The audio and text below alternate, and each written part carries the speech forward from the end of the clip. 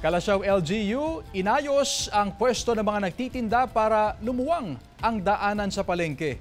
Silipin sa report.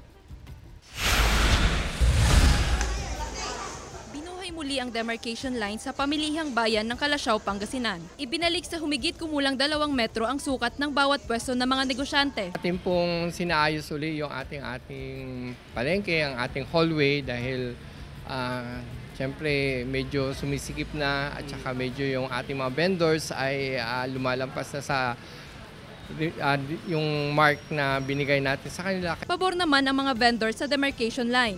Maayos at wala umanong lamangan dahil tama ang sukat. May karampatang multa ang sino mang lalagpas sa itinakdang linya. Mas maluwag. Opo. Para yung mga mamimili, hindi sila magsiksikan. Ganun. Komportable yung mga mamimili. Makikita kung may mga taong nagdurukot, ganun sir, makaiwas sila, di po ba? Mas maluwag at maaliwalas na ang palengke ngayon at wala nang sagabal sa lalakaran ng mga mamimili. Tinapalan na rin ang mga downspout na may butas upang wala ng tubig na tutulo sa loob ng palengke tuwing umuulan. Mas madali pong mamalengke.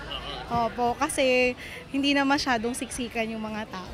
Pakiusap namin na tayo po ay makisa at tayo ay tulong-tulong upang sa ganun ay maging maganda at maaliwalas at malinis.